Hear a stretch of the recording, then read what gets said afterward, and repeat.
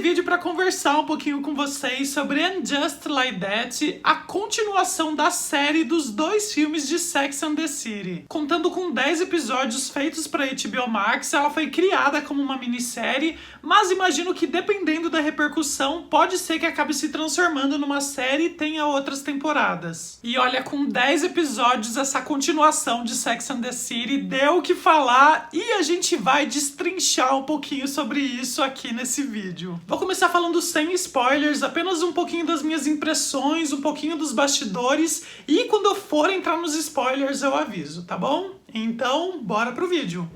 E aí, gente, eu sou o Pato, estou sempre fazendo vídeos sobre filmes, séries e animações com conteúdo LGBTQIA+.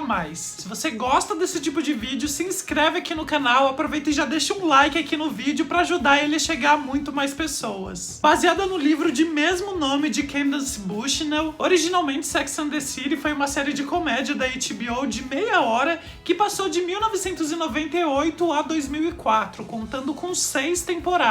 A série contava a história de 4 amigas por volta dos 30 anos que vivem em Nova York enquanto passam por várias experiências relacionadas ao trabalho, amizades e a vida sexual. O sucesso da série fez com que depois do término tivesse um filme de Sex and the City em 2008 e depois um segundo filme em 2010. Em 2013, Sex and the City também gerou o spin-off para a CW The Carrie Diaries, que durou 2 temporadas e contava um pouco da adolescência da Carrie. Em 2016 foi anunciado que a gente teria um terceiro filme de Sex and the City, mas ele acabou sendo cancelado. Então em 2020 foi anunciado que o roteiro proposto para o terceiro filme de Sex and the City havia sido reconstruído para a criação desse revival, dessa minissérie And Just Like That.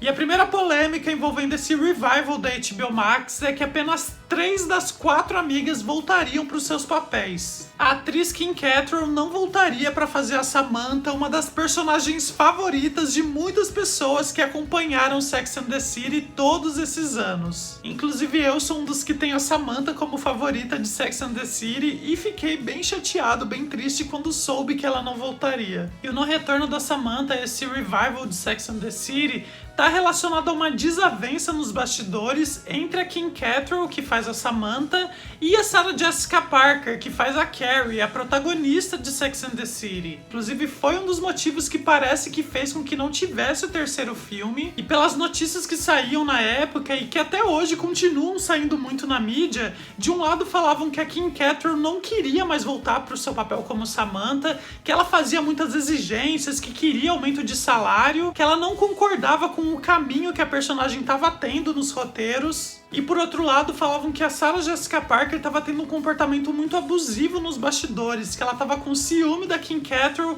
porque a Samantha estava crescendo muito em popularidade e ela tentava boicotar a personagem. Mas prova de que realmente não há uma relação boa entre as duas é que na época que morreu o irmão da Kim Cattrall e a Sarah Jessica Parker mandou uma mensagem nas redes sociais prestando condolências, a Kim Cattrall postou no Instagram uma mensagem com o arroba da Sarah Jessica Parker falando que ela não precisa do amor nem do apoio dela nesse momento trágico. Bom, resumindo, Kim Cattrall não voltou para fazer And Just Like That, mas quem quiser acompanhar os trabalhos da atriz, ela tá fazendo agora How I Met Your Father para Hulu, e ela também já tá confirmada no reboot de Queer as Folk, que tem vários atores que eu adoro no elenco, eu tô muito ansioso por essa série. E entrando agora em And Just Like That, a história continua seguindo a vida da Carrie, da Miranda e da Charlotte, agora na casa dos 50 anos. Diferente da série original, a dos anos 90, que era uma comédia de meia hora, agora a gente tem episódios de quase 1 hora de duração, com um gênero mais voltado para comédia dramática. O primeiro episódio de And Just Like That foi anunciado pela HBO Max como a estreia mais assistida na plataforma até então. Atualmente, quem bateu esse recorde foi a estreia da 2ª temporada de Euphoria,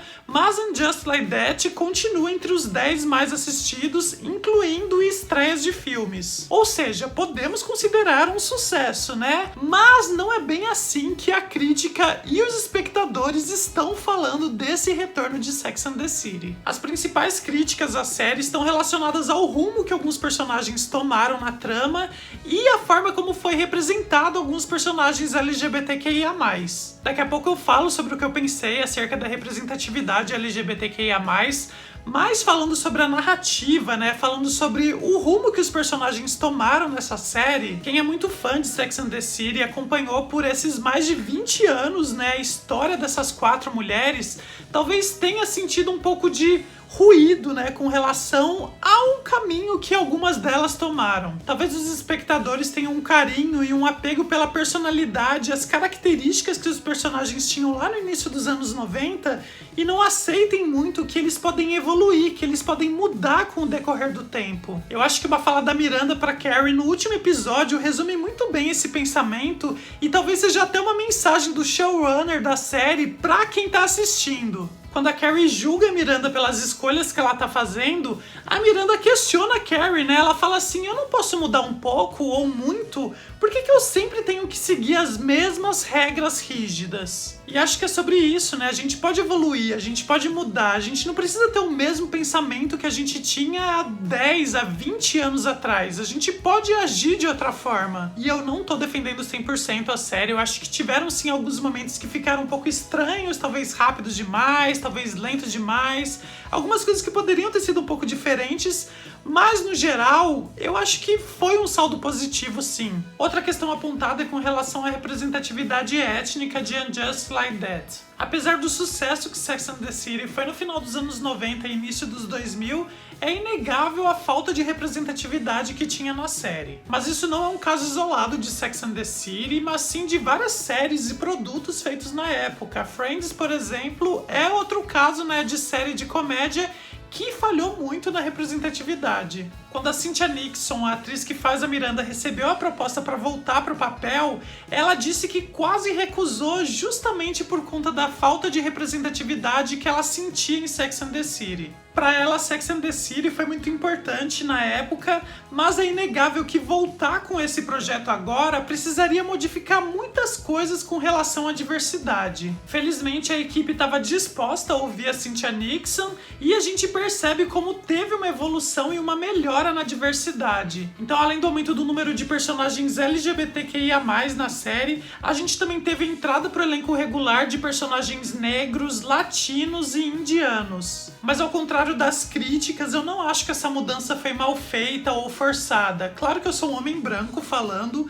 mas assistindo os episódios eu senti que aconteceu de forma natural. A gente entende que essas pessoas estão há pouco tempo convivendo com a Miranda, com a Carrie, com a Charlotte, e a gente vê elas errando justamente por isso. A gente vê que elas não tinham, né, há muito tempo atrás essa convivência, elas não conviviam com pessoas de outras etnias, e agora elas estão convivendo e elas cometem erros, elas cometem falhas, mas ao mesmo tempo elas se esforçam para aquilo ser natural. Pior seria se elas continuassem vivendo dentro da bolha delas como era lá no início dos anos 90. Inclusive na última temporada de Pose, que se passa ali também nos anos 90, ali em Nova York, mas as protagonistas são mulheres latinas e negras trans. Há uma crítica bem explícita a Sex and the City quando 4 personagens estão num brunch conversando. Elas falam inclusive de Sex and the City, elas falam da falta de representatividade e uma delas recusa tomar um Cosmopolitan, que é a bebida clássica de Sex and the City.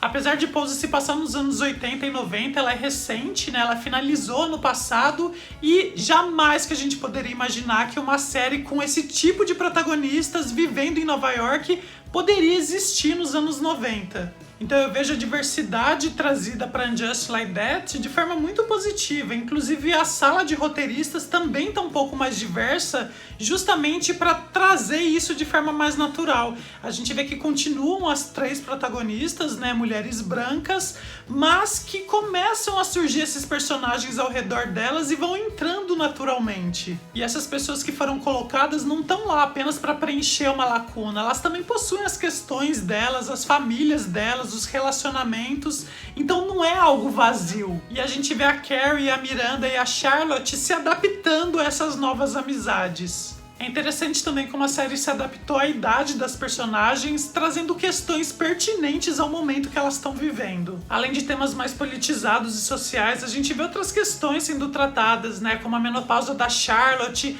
a Miranda aceitando o cabelo branco dela, a Carrie aceitando a idade, né? E vendo que ela pode sim ser a vizinha velha e chata. E claro, existe uma pitadinha de humor quando falam sobre isso, mas não é colocado uma chacota nesses temas. Além dos 10 episódios, tem também um documentário que fala um pouco dos bastidores da série, e nesse documentário tem uma parte que mostra a sala de roteiro e fala que os roteiristas não colocam uma fala ou uma situação que eles próprios não tenham vivido também. Acho que outro ponto que eu não posso deixar de falar é que a série continua servindo muito aos looks, né, a moda, inclusive eles continuaram com a mesma figurinista. Eu não sou entendedor de moda pra me aprofundar nesse assunto, pra falar o que eu achei, o que eu não achei, né, eu sou muito básico, eu uso camiseta, tênis, calça jeans e blusinha, né? Então não entendo se a pessoa tá usando um negócio laranja, se tá tudo bem, se não tá. Mas pra mim, a pessoa se veste do jeito que ela quiser. Se ela tá se sentindo bem, tá ótimo. E agora vou entrar nos spoilers falando um a um dos personagens e da trajetória deles durante a temporada. Começando pela Charlotte, que lá em Sex and the City, eu sei que eu falei que a minha favorita era a Samantha,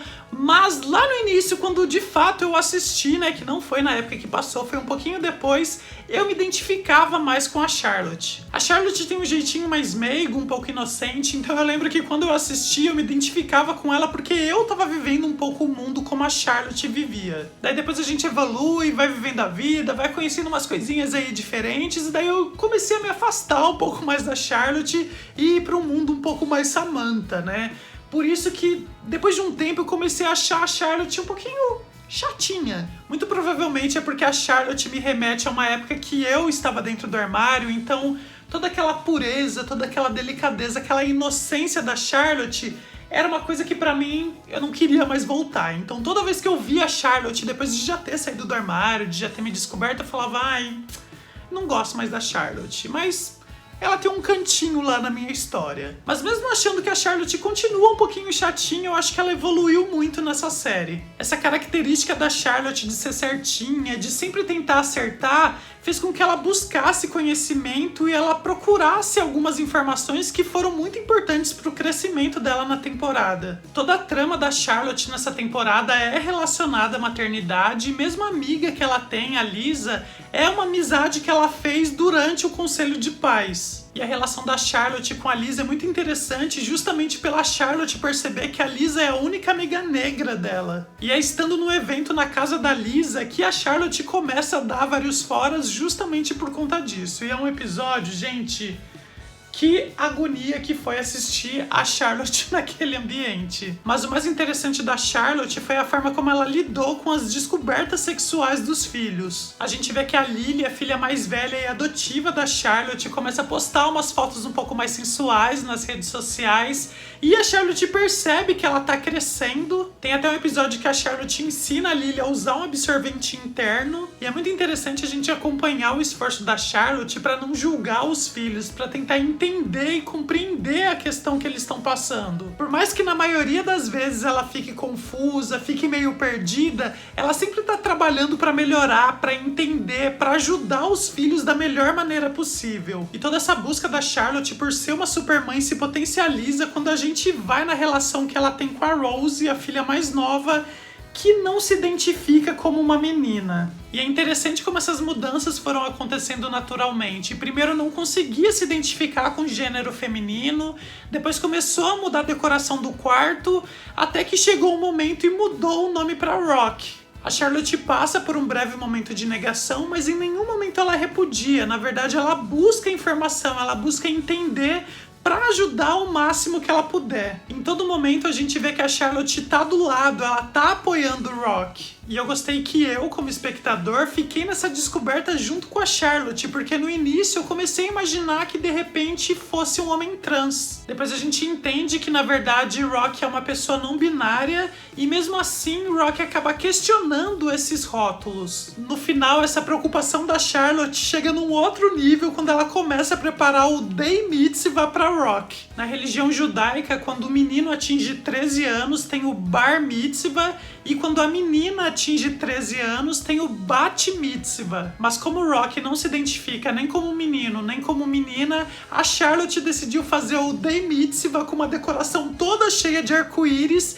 inclusive chamando uma rabina trans pra celebrar. E mais uma vez o Rock se recusa a fazer parte de mais uma tradição, inclusive rejeitando a religião. E a gente entende que tudo isso que a Charlotte estava fazendo até então não era pra Rock, não era pra ninguém, era pra ela própria. Então a Charlotte faz o próprio Bat Mitzvah. E eu achei muito fofo que no final a rabina fala que quem for da família e se sentir confortável pra subir e abençoar a Charlotte, que fosse até o palco.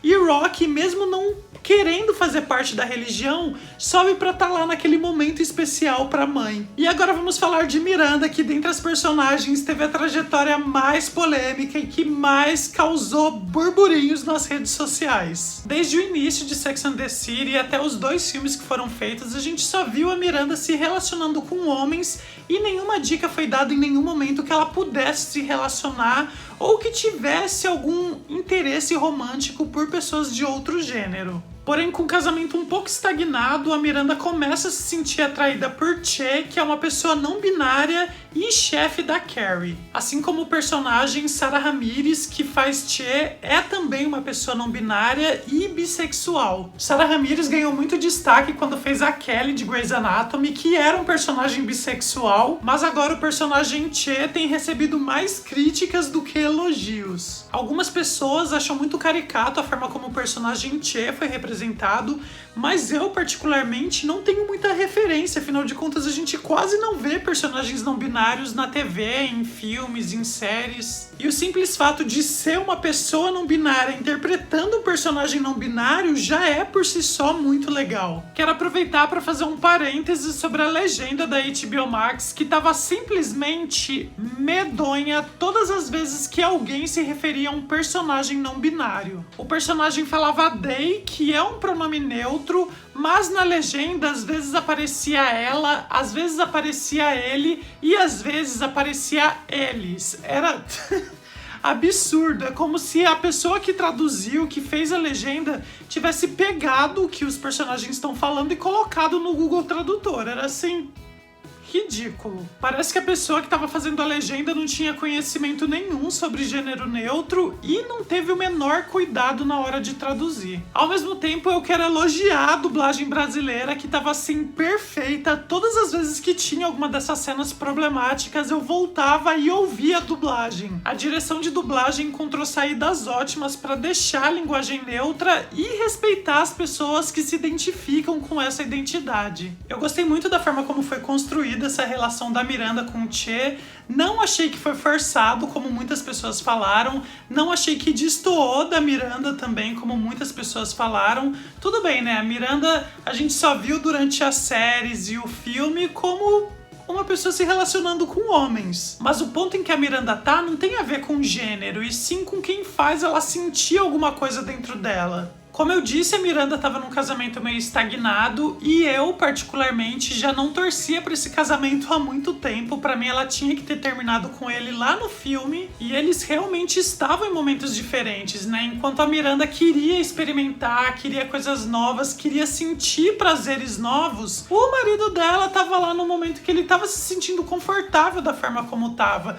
Para ele, a rotina, o cotidiano já fazia o bem que ele precisava. Então, o prazer, a excitação, essa paixão que a Miranda começou a sentir por Che, ela podia ter sentido por qualquer pessoa que tirasse ela daquele lugar que ela tava. E a Miranda também não quer ser rotulada, né? Tem um momento que a Charlotte pergunta pra ela: você é lésbica agora? Você é bi? O que você é? E ela também não se rotula, assim como a própria atriz também não gosta de ser rotulada. A Cynthia Nixon falou que já foi rotulada como lésbica, como bissexual, mas ela prefere o termo queer porque abrange todas as suas nuances sexuais. Aquela pessoa fez a Miranda sentir coisas novas, sentir prazeres novos. Aquela pessoa fez a Miranda se apaixonar. E o mais legal é a gente ver isso acontecer com uma mulher que tem mais de 50 anos, mostrando que não tem idade pra gente se descobrir, pra gente experimentar coisas novas. Inicialmente a ideia é que a Miranda tivesse um relacionamento com a Naya, a professora dela, mas a própria Cynthia Nixon falou que seria mais interessante se a Miranda tivesse um relacionamento com uma pessoa que já tivesse se descoberto. Isso deu pra Naya a própria trama dela, né? Uma professora bem-sucedida cujo marido quer ter um filho e ela talvez não queira, talvez queira, e isso acabou afetando um pouco o relacionamento dos dois, e no final ela acabou dando um tempo do marido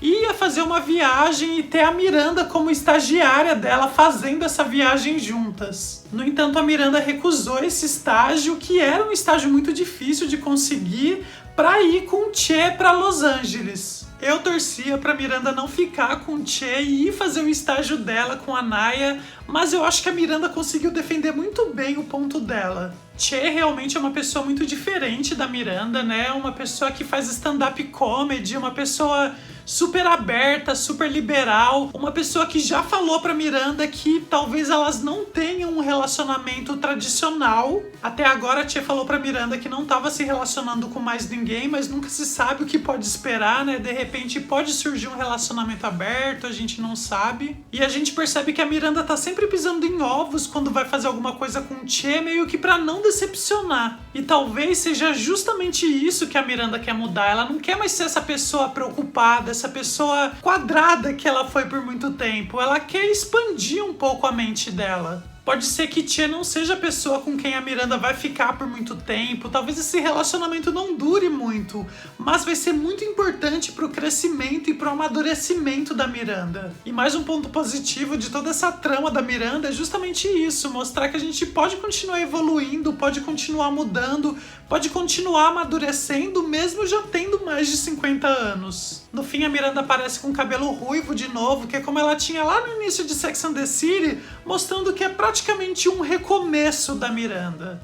E agora vamos falar de Carrie, que começou a temporada com essa virada, com essa mudança bombástica que foi a morte do Big. Então a Carrie se torna viúva e toda a jornada dela durante a série é relacionada ao luto que ela tá vivendo. E uma das críticas relacionadas a Carrie é o tempo que ela demorou para começar a se relacionar com outras pessoas, a entrar em aplicativo de relacionamento. Falaram que foi muito rápido. Até do luto alheio as pessoas ficam tomando conta, pelo amor de Deus. Se a Carrie quisesse ficar com alguém no velório do Mr. Big, ninguém tinha nada a ver com isso. E apesar de serem 10 episódios, foi um ano que se passou do início ao fim. Então foi bastante tempo para Carrie viver o luto dela, para ela sofrer, para ela ter as experiências dela e para ela começar a sair, para ela conhecer outras pessoas. E mesmo assim a gente viu que essas experiências novas que ela teve não foram assim tão legais, foi só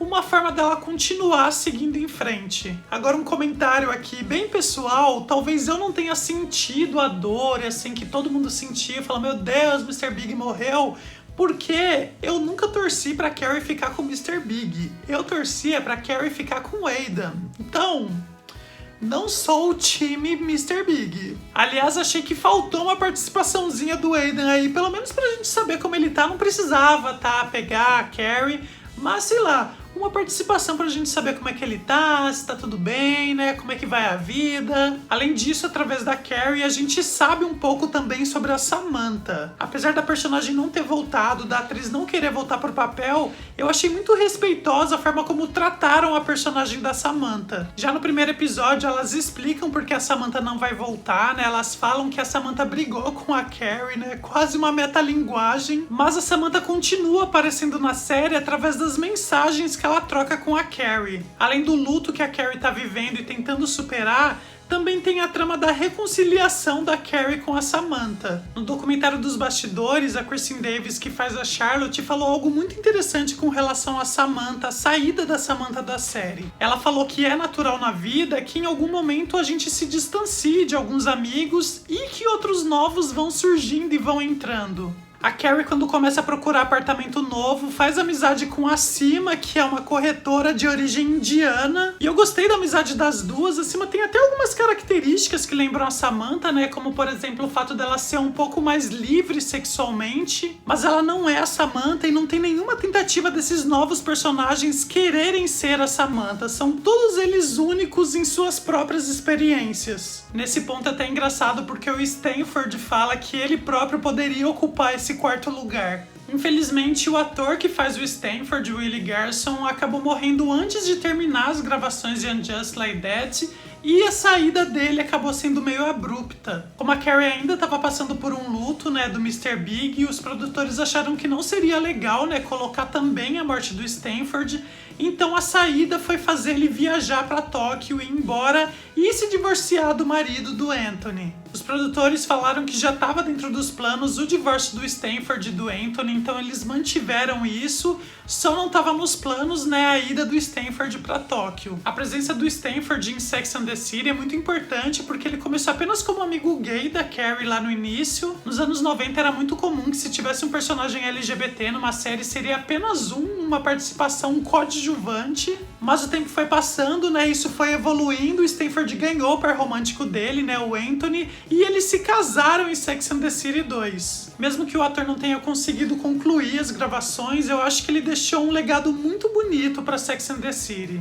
E no final, quando a Carrie decide ir para Paris para jogar as cinzas do Mr. Big, ela acaba mandando uma mensagem para Samantha falando que ela tá por lá e as duas combinam de sair para tomar um coquetel. A gente não vê essa cena, obviamente, mas fica uma sensação boa de que em algum lugar, em algum momento, o relacionamento da Carrie e da Samantha tá lá, sabe? A relação das duas de amizade ainda existe. E só por curiosidade, nessa cena onde a Carrie joga as cinzas do Mr. Big em Paris, o Mr. Big apareceria para ela e eles conversariam naquele momento. No entanto, Chris Knott sofreu denúncias de assédio e as cenas dele acabaram sendo cortadas dessa cena final. Eu particularmente acho que ficou muito legal a Carrie sozinha jogando as cinzas do Mr. Big, porque foi uma cena muito forte, né? E é sobre isso. É sobre a Carrie superando, vivenciando e seguindo em frente após toda essa fase de luto que ela viveu. E no final, a Carrie, que trabalhava pro podcast de Che, acaba tendo seu próprio podcast que ela dá o nome de Sex and the City. Achei uma ótima forma de encerrar um ciclo e no final a gente vê ela ficando com o produtor dela no elevador. Não julgo, inclusive acho que a Carrie deveria ter ficado com ele bem antes, né? Até a química entre os dois poderia ter sido trabalhada antes também. E a Carrie ficando com ele não quer dizer que é o desfecho da Carrie, que é com ele que ela vai ficar, mas sim mostrando que ela tá seguindo em frente. Eu adoraria que tivesse mais uma temporada, adoraria que virasse realmente uma série com várias temporadas, porque eu queria continuar acompanhando essas personagens. Seria muito legal continuar acompanhando a Charlotte com os filhos dela, acompanhar a Miranda, né, saber como vai ser o relacionamento dela com o Che e ver como tá sendo a Carrie agora seguindo em frente, continuando com a vida dela. Mas isso só o tempo dirá, não é? Tem mais o que dizer? Não tem mais o que dizer. Nos vemos então num próximo vídeo. Beijo do Pato e tchau!